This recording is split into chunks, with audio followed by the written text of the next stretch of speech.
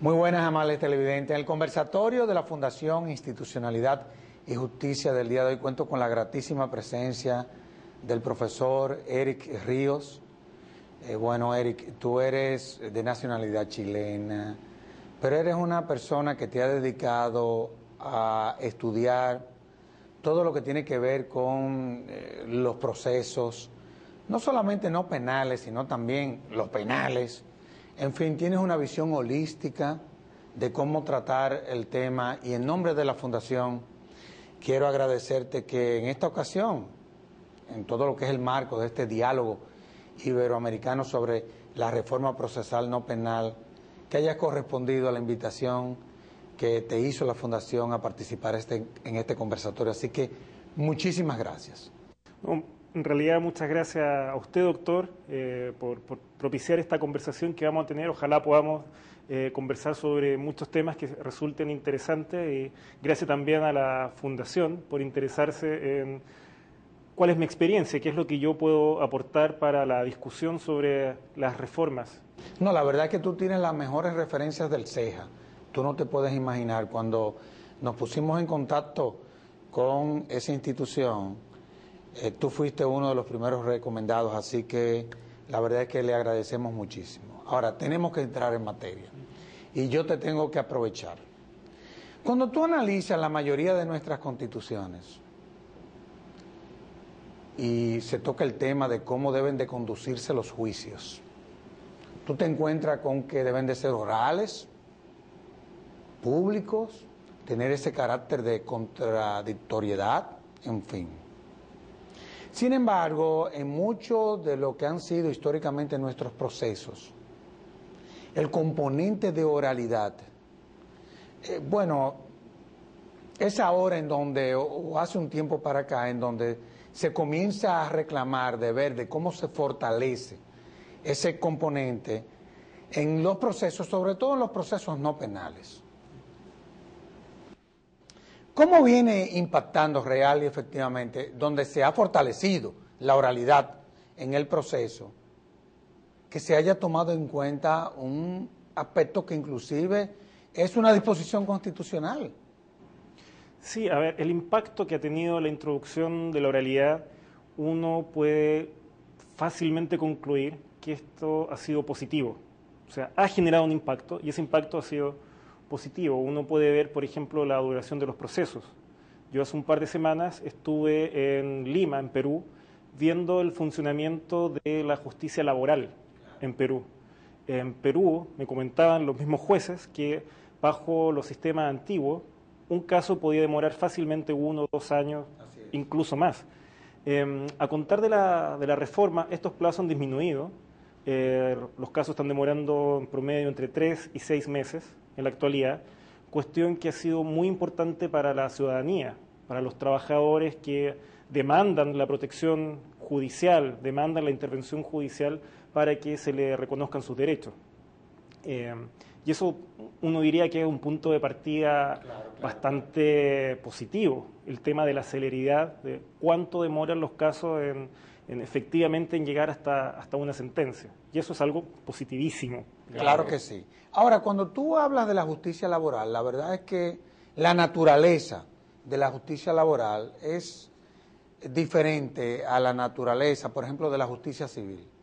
Y me explico. Por ejemplo, en la justicia laboral, las partes, y es verdad que se está dando lo que tú estás planteando, porque es el caso no solamente de Perú, sino también de la República Dominicana, en donde la jurisdicción laboral, la oralidad, se ha constituido en el principal de los principios. Ahora, no es así en las otras jurisdicciones, por ejemplo, en la jurisdicción civil. Han habido, por ejemplo, transformaciones o reformas en las jurisdicciones civiles con relación a ese componente de oralidad que sobresale, por ejemplo, en la jurisdicción laboral. Sí, a ver, yo conozco experiencias la experiencia uruguaya, la aplicación del Código General del Proceso, que ha sido muy positiva y muy importante para América Latina por ser uno de los primeros códigos, una de las primeras iniciativas en términos de incorporar la oralidad para justamente mejorar el servicio de justicia que se da a las personas. Y de hecho contribuyó a mejorarlo, ¿eh? Y contribuyó, y ha Claro. contribuido no solo en Uruguay, sino que al resto de América Latina, que ha servido, ha utilizado esa experiencia para sus propias reformas. No solo, digámoslo así, copiando el modelo procesal, sino que adoptando mucho de su experiencia, la concentración, la realización de una sola audiencia o dos audiencias, cuando mucho, para poder resolver un caso, el hecho de que las partes vayan al proceso y puedan... Fíjate, esto es algo muy, muy relevante, cómo las partes en una audiencia, frente a un juez, pueden controlar lo que el abogado está haciendo. En un sistema escrito, la parte nunca se entera qué está pasando con su caso. Y a lo más tiene algún tipo de referencia del abogado respecto al cual no tiene mayores herramientas para poder controlar su actividad. En una audiencia, en cambio, frente a un juez, con su abogado al lado, con el abogado de la contraparte, tiene esa posibilidad de controlar lo que el abogado hace, saber si lo está haciendo bien o lo está haciendo mal, puesto que por mucho de que no tenga ese conocimiento jurídico, que sería lo que a él le permitiría hacer ese control, está el abogado, está el juez, que le da claras señales de si su abogado lo está haciendo bien o lo está haciendo mal, y el abogado a la contraparte. Entonces allí hay una especie de una riqueza a la oralidad que muchas veces no se subraya, que es la participación y el protagonismo que adquieren las partes en estos casos. No, sin lugar a dudas. Ahora, cuando tú analizas el proceso, tú te encuentras con que en el proceso se presentan diferentes fases, como por ejemplo ese contenido de oralidad que debe de reinar en todo proceso a los fines de agilizar el conocimiento de lo que el tribunal conoce. Pero también está todo lo que tiene que ver con la presentación de pruebas. Y me explico. Tú tienes ahí la libertad de prueba, en determinados casos no hay ningún tipo de problema, pero hay otras pruebas que tienen de una u otra forma una serie de limitaciones cuando son presentadas. ¿Cómo tú valoras también en todo este proceso de reforma todo lo que tiene que ver con el manejo de las pruebas en el proceso? ¿Real y efectivamente se ha evolucionado en esa dirección también? En primer lugar, sí, se ha evolucionado. Y aquí diría que la gran ventaja, y que plantea un escenario completamente distinto a lo que ocurría antes de las reformas, es que en la actualidad, en los países en que ha habido reformas, la prueba es conocida directamente por el juez. Y eso ya genera un escenario completamente distinto. No obstante las muchas críticas que uno puede hacer a cómo se está comportando la prueba en la práctica. Pero el hecho de que sea un juez el que dirige la audiencia, conoce directamente la prueba y es capaz de formar su convicción en esa prueba que se produce ante sus ojos y además ante los ojos de las partes y de los abogados en un mismo momento procesal, es una cuestión, yo diría, inconmensurable de acuerdo a nuestras tradiciones jurídicas. Más allá de eso, que como insisto, es importantísimo, uno puede ver que el tratamiento de la prueba continúa siendo bastante formal y que entonces toda la potencialidad que entregan las audiencias para analizar las pruebas, en algún sentido, en algún grado, y esto varía de un país a otro, por supuesto, las realidades son muy heterogéneas, en algún punto esa potencialidad se desaprovecha. Por ejemplo, tratándose de la prueba documental, muchas veces la prueba documental no es debatida en la audiencia, ni siquiera se menciona, porque se entiende que la prueba documental está contenida en el expediente. Claro, es parte del inventario de lo que se le somete al tribunal. Exacto, y entonces el juez, por sí solo, con posterioridad a la audiencia, va a revisar esa prueba documental y va a sacar sus conclusiones por sí solo, de qué manera esa prueba documental ayuda o no a cuál de las partes a probar su caso. Pero no se aprovecha la audiencia para que se discuta eso. Entonces el juez debe realizar ese trabajo de manera solitaria, cuestión que uno diría, bueno, pero si había una audiencia y estaban las partes presentes, ¿por qué las partes no pudieron ayudar al juez a formarse esa convicción? A generar debate con relación a la dimensión, el contenido de las mismas. Claro, y en otros casos, que digamos que tienen modelos distintos, en donde la prueba documental sí se incorpora al juicio, sí se produce la prueba documental en juicio, nuevamente es tiende a ser bastante formal. Entonces solo se enumera, se dice, su señoría, voy a incorporar prueba documental número 1, consistente en contrato de trabajo. Y se acabó. Voy a continuar, prueba documental número 2, carta de despido. Prueba documental número 3, boleta de pago, etc. Pero no hay ningún análisis de qué es lo que contiene ese documento. Entonces, uno puede decir, en algunos modelos, algunos procesos, la prueba documental no se incorpora a la audiencia, está solo en el expediente, y en otros modelos sí se incorpora a la audiencia, pero no hay debate tampoco respecto al contenido. Eso es una realidad. Ahora, cuando el proceso, la verdad es que cuando uno comienza a analizarlo desde el punto de vista jurídico, hasta si se quiere, uno se encuentra con que están las partes, pero también está el juez, que a fin de cuentas es el que va a sacar las conclusiones. Y muchas veces vemos con que la labor de los jueces es ingrata. Y es ingrata porque él le va a dar la razón a una de las partes. Y a la que se la da nunca agradece nada porque siempre pensó que la tenía, por lo que no tiene por qué agradecer. Pero hay otra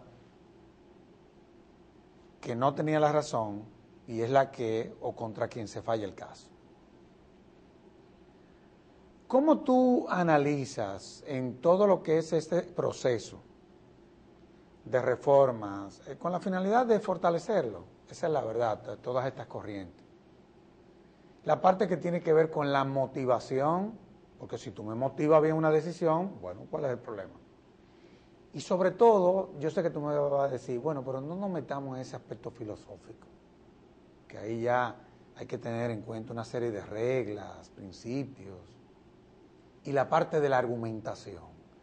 Y te lo digo, Eric, por una sencilla razón. Tú sabes que muchas veces se presentan deficiencias graves con relación a cómo nuestros jueces motivan sus decisiones. Hasta tal punto de que muchas veces vemos cómo la jurisdicción constitucional tiene que intervenir y siendo apoderada, muchas veces falla diciendo que tienen que motivar mejor sus decisiones. ¿Cuál es tu visión en esa dirección? Sí, es claramente uno de los déficits que tiene nuestro sistema de justicia. Pero grave. Y yo diría, no solo justicia no penal, justicia en general, justicia penal, justicia, digamos, aduanera, tributaria, es una cuestión que es un gran déficit. Pero tiene que ver también con la falta de modelos de capacitación específicos para ese tema. O sea... y te hacía la pregunta porque tú manejas un programa de capacitación en el CEJA y por eso fue que te hice la pregunta. Te la hice a propósito. Sí, y muchas veces lo que uno ve es que si uno revisa los modelos de capacitación para jueces, centrémonos en la oralidad, no en el sistema escrito, para jueces en oralidad, versan sobre cursos de litigación. Entonces, le enseñan a un juez a hacer un alegato de apertura, un alegato de clausura, interrogar, contrainterrogar testigos, etcétera. Exacto, pero falta el ámbito que es propio judicial. ¿Qué pasa con la dirección de audiencia? ¿Qué pasa con la valoración de la prueba? ¿Qué pasa con la destreza del juez de explicitar su razonamiento? Y ese es un problema, el problema de, digamos, de la capacitación. Y otro problema que tenía que ver con la parte introductoria de tu pregunta, tu comentario, es que, claro, ¿qué ocurre cuando el juez no falla en la audiencia y se lleva todo, digamos, el expediente, los apuntes, el registro, etcétera, y resuelve solo en su despacho? Cuando se notifica la sentencia, ¿quién es realmente el destinatario de esa sentencia? Normalmente, bueno, va a ser el abogado de la parte y en otras también el Tribunal Superior, que luego puede llegar a conocer un recurso. Pero es, digamos así, esa mediación que existe entre el contenido de la sentencia escrita, que se la entrega a un abogado y luego el abogado se la explica a la parte. Allí hay mucho tiempo y mucha pérdida de información. Lo que uno esperaría es que la parte en la audiencia se entere por qué el juez está tomando una decisión y entonces que esté suficientemente motivada Y esto aquí también hay mucha discusión. A veces se piensa que una motivación de una sentencia oral requiere horas y horas y horas de exposición y a veces basta con, mire señor, yo a usted le rechazo su demanda porque el testigo que usted trajo yo no le creí. Y no le creí a ese testigo por esta y esta razón. Digamos, una motivación de 2 minutos, 3 minutos puede ser suficiente para que, claro, esa parte a lo mejor no va a estar de acuerdo con la decisión del juez, pero va a entenderla. Deja darte una pequeña anécdota que no tiene que ver con la sentencia, sino que tiene que ver con la conciliación. Una audiencia que yo pude ver en Chile, una audiencia laboral. Entonces va la jueza y pregunta si las partes tenían interés por conciliar. Y la empleadora inmediatamente dijo, no, su señoría, yo no quiero conciliar porque considero que este trabajador es un mentiroso, ha sido un mal trabajador y ahora miren el problema en que estoy, me hizo venir a tribunales, yo no tendría por qué estar acá, no tengo por qué pagar un solo peso, es un muy mal trabajador. Bien. Y la jueza a continuación le dice, bien, pero entiendo su posición y esto a mí me toca verlo muchas veces, entonces no, de verdad créame que yo la entiendo, pero imagino, y aquí hay también todo un debate si acaso el juez puede o no hacer eso, pero le dice, pero yo imagino que su abogado le habrá explicado que parte de la demanda por la cual el trabajador está aquí y la ha traído hasta acá, es que alega la nulidad del despido. Y entiendo que su abogado le habrá explicado que usted, para despedir a alguien, debe emitir una carta de despido y en esa carta de despido señalar concretamente cuáles son los hechos por los cuales usted está despidiendo. Y yo, sin ánimo de prejuzgar ni nada, veo que la carta de despido señala simplemente que usted pone término a la relación contractual de trabajo. Entonces, en principio, yo como jueza veo que ese es un aspecto fuerte de la demanda digamos, del trabajador.